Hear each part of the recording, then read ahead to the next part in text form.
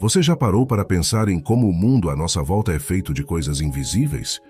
Pois é, um simples centímetro cúbico de ar contém nada menos que 20 quintilhões de átomos. E só no seu corpo existem cerca de 7 vezes 10 elevado a 27 deles. Um número tão grande que nem cabe na cabeça. Esses blocos minúsculos, os átomos, estão em tudo. No ar, nos objetos, no seu café da manhã. E mesmo assim, passamos a vida inteira cercados por eles, sem nunca vê-los de verdade. Até pouco tempo atrás, ninguém tinha conseguido sequer observá-los diretamente. Hoje, a proposta é ousada. Vamos nos aproximar ao máximo dessa realidade fascinante e quase inacreditável, o mundo dos átomos. Vamos mergulhar fundo em uma viagem rumo à menor unidade da matéria, que forma tudo ao nosso redor, começando pelos nossos cabelos. Graças a um vídeo criado pelo CERN, a maior organização de pesquisa em física de partículas do mundo, damos o primeiro passo. Acompanhe comigo. Estamos entrando no interior de uma célula capilar. Ela é composta por macrofibras, que por sua vez são formadas por um emaranhado de microfibras. E essas microfibras também são feitas de fibras ainda menores. No centro de tudo isso, encontramos a proteína queratina, uma longa molécula formada por cadeias de aminoácidos interligados. Esses aminoácidos, por sua vez, são feitos de átomos como enxofre, nitrogênio, oxigênio, carbono e hidrogênio, alguns dos átomos mais simples e comuns do universo. Mas como representamos um átomo? Normalmente com uma imagem bastante conhecida, um núcleo central feito de prótons e nêutrons, com elétrons girando ao redor como planetas em torno do Sol. Esse é o famoso modelo planetário. Só que, spoiler, esse modelo está completamente errado. Sim, por mais prático que seja para ensinar, ele é uma distorção da realidade. Na verdade, esse modelo deveria ser jogado fora, por dois motivos muito importantes. O primeiro tem a ver com as proporções internas do átomo. Para você ter uma ideia, o núcleo do átomo é cerca de 100.000 vezes menor do que o próprio átomo. Se o núcleo tivesse o tamanho de uma bolinha de 1 milímetro, os elétrons estariam a quase 100 metros de distância. Isso significa que 99,99.999% do volume de um átomo é simplesmente vácuo. Espaço vazio. Tanto espaço vazio que, se toda a humanidade fosse magicamente comprimida até eliminar todo esse vácuo entre os átomos, toda a nossa espécie caberia em um cubo do tamanho de um dado, pesando 500 milhões de toneladas. Assustador? Talvez. Mas isso nunca vai acontecer. As forças repulsivas que mantêm a matéria como conhecemos impedem que as partículas atômicas cheguem tão perto assim umas das outras. Porém, curiosamente, existem lugares no universo onde algo semelhante acontece. Estrelas chamadas de anãs brancas e as estrelas de nêutrons são feitas justamente desse tipo de matéria ultracomprimida. O segundo grande motivo pelo qual o modelo planetário dos átomos deve ser abandonado, talvez o mais importante de todos, ele simplesmente não reflete a verdadeira natureza das partículas subatômicas. Quando mergulhamos abaixo da escala de 1/10 de nanômetro, as leis do nosso mundo cotidiano deixam de funcionar. A matéria, seu movimento, sua lógica, tudo muda. Entramos num território estranho, imprevisível, o domínio da mecânica quântica. Vamos começar deixando uma coisa clara.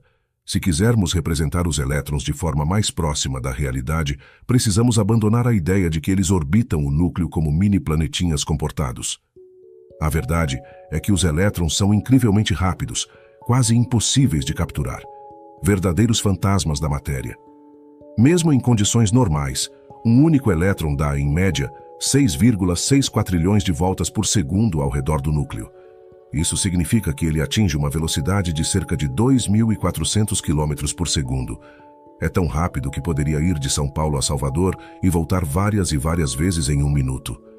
Ainda assim, essa velocidade impressionante não chega nem a 1% da velocidade da luz. Mas aqui vai o grande plot twist. Os elétrons não estão realmente girando. Eles não fazem órbitas como satélites ao redor da Terra. Quando usamos a ideia de velocidade, estamos, na verdade, nos apoiando num modelo simplificado, o modelo de Bohr, que existe basicamente para a gente não ficar maluco tentando entender o mundo subatômico. Em vez de pensar em movimento circular, o mais adequado seria falar em níveis de energia. E mais importante ainda, entender que, nesse universo microscópico, a ideia de saber onde exatamente uma partícula está simplesmente não faz sentido. Por mais estranho que pareça, elétrons não têm uma posição definida. Eles não são bolinhas com uma localização exata. São partículas sem dimensão, e é impossível saber, ao mesmo tempo, onde estão e a que velocidade se movem.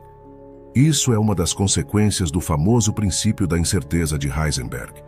Se esse assunto te interessou, recomendo dar uma olhada neste nosso vídeo que trata dessas estranhezas quânticas com mais calma. Porém, tem mais.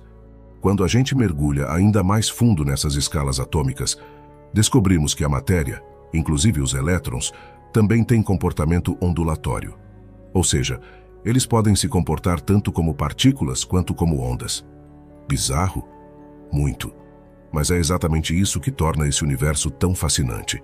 Para dar conta dessa complexidade, os cientistas preferem representar os elétrons não como pontinhos girando, mas como nuvens difusas, conhecidas como funções de onda. E não, essas nuvens não são rastros deixados por elétrons em movimento, como se fossem carros passando rápido numa estrada. Essas nuvens são os próprios elétrons ocupando todo aquele espaço nebuloso. Essas representações, essas nuvens eletrônicas, são, até hoje, a melhor forma visual que conseguimos usar para tentar entender onde os elétrons poderiam estar. Elas mostram regiões de maior ou menor probabilidade de encontrarmos um elétron quando o observamos com nossos instrumentos. Dentro dessas nuvens, os elétrons surgem como se saltassem de um lugar para outro. Em um momento parecem partículas localizadas, no outro se desfazem novamente na névoa quântica. É um verdadeiro jogo de esconde-esconde da natureza. Essas zonas nebulosas onde os elétrons podem se manifestar são chamadas de orbitais atômicos. Elas respeitam esse comportamento meio partícula, meio onda, e revelam as regiões onde os elétrons preferem aparecer quando tentamos observá-los. Sempre de forma aleatória, sempre imprevisível, como se cada aparição fosse uma surpresa. E as coisas só ficam mais estranhas. Quando falamos dos orbitais atômicos, precisamos entender uma verdade quase inacreditável sobre os elétrons.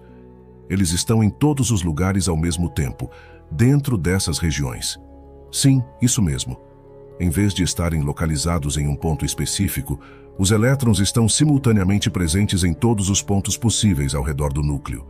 Eles ocupam o espaço como se estivessem completamente espalhados por ele e só escolhem um lugar quando tentamos observá-los. Dá para imaginar os orbitais como uma espécie de mapa de possibilidades, um território onde o elétron poderia estar, mas onde a chance de encontrá-lo varia dependendo da região. Quanto mais densa for a área da nuvem, maior a probabilidade de o elétron aparecer ali. Mas o curioso é que, por causa das leis bizarras da mecânica quântica, sempre existe uma pequena chance de ele surgir até mesmo fora dessas zonas mais prováveis, praticamente em qualquer lugar ao redor do átomo. Ou seja, na ausência de qualquer medição ou perturbação externa, o elétron é a própria nuvem orbital. Ele está preso dentro de uma espécie de teia invisível, cuja forma e energia são determinadas em parte pelo núcleo do átomo. Esse núcleo funciona como uma rede elétrica invisível, impondo limites às possibilidades do elétron, como um campo de força que define onde ele pode ou não existir. Mas como sabemos a forma dessas nuvens? A resposta vem de dois caminhos: equações matemáticas supercomplexas e muita experimentação. Com o tempo, ao fazermos milhares e milhares de medições, percebemos que os elétrons aparecem com mais frequência em certas regiões. E ao acumular essas observações, conseguimos desenhar essas nuvens de probabilidade, como se fossem pinturas pontilhistas, feitas de incontáveis pontos que juntos formam a imagem difusa da presença do elétron. E aqui entra uma parte visualmente linda e cientificamente incrível: as formas dos orbitais. Dependendo do nível de energia do elétron, essas nuvens se organizam em formas surpreendentes, quase como flores exóticas, variando de modo fascinante. O que você vê na tela agora são justamente as diferentes formas possíveis desses orbitais, e todas elas pertencem ao átomo mais simples do universo, o hidrogênio. Ele tem apenas um próton no núcleo e um único elétron ao seu redor. Nos níveis de energia mais baixos, esse elétron aparece numa nuvem quase esférica. Mas à medida que ele adquire mais energia, novas formas surgem. Esferas duplas, lóbulos alongados, simetrias curiosas e até formas que lembram cinturões ao redor do núcleo. Essas formas, na verdade, representam os limites estatísticos de onde o elétron pode existir dentro do átomo. É como se cada forma fosse uma pequena prisão energética, definindo os espaços possíveis de manifestação do elétron. E essas prisões não são fixas. Se o elétron for suficientemente excitado, ou seja, se receber energia, ele pode dar um salto quântico para um nível de energia mais alto e mudar completamente de forma. E é aqui que entra uma das ideias mais importantes da física quântica. O mundo atômico é descontínuo. Os elétrons não mudam de energia aos poucos, como numa rampa suave. Eles saltam de um nível para outro, sem passar pelo meio, como se subissem degraus de uma escada, e não uma ladeira.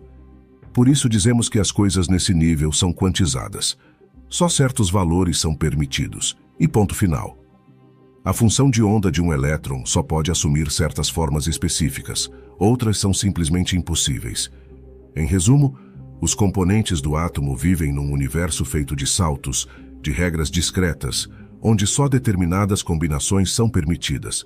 E são justamente essas combinações, esses padrões de energia e forma, que determinam as belas e complexas orbitais atômicas que estudamos hoje.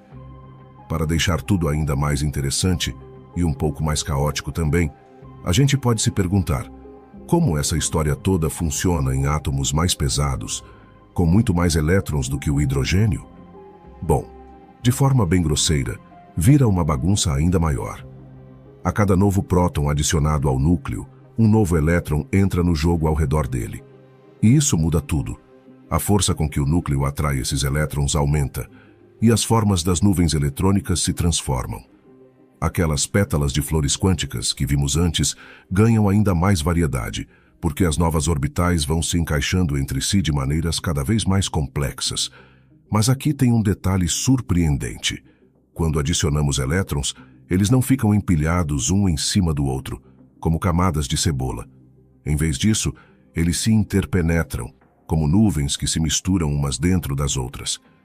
Isso significa que, mesmo que um átomo tenha dezenas ou até centenas de elétrons, o seu tamanho não cresce proporcionalmente. Quer um exemplo? O átomo de ouro tem 79 elétrons, enquanto o de carbono tem apenas 6. Pela lógica da cebola, o ouro deveria ser umas 10 vezes maior, mas na prática ele é só cerca de 2 vezes maior. Isso acontece porque as 79 nuvens eletrônicas do ouro se sobrepõem, ocupando praticamente o mesmo espaço, como se fossem camadas de fumaça ocupando o mesmo quarto. Ou seja, adicionar prótons, nêutrons e elétrons muda muito o comportamento e as propriedades do átomo, mas muda pouco o seu tamanho físico. Agora, para organizar essa bagunça atômica, a natureza conta com uma regra fundamental, o princípio da exclusão de Pauli. Sem entrar muito nos detalhes técnicos, essa regra diz que 2 elétrons não podem ocupar exatamente o mesmo estado dentro de um mesmo orbital. Isso significa que mesmo dividindo o mesmo espaço, eles sempre precisam ter configurações diferentes. Esse princípio é essencial para dar ordem a toda essa complexidade.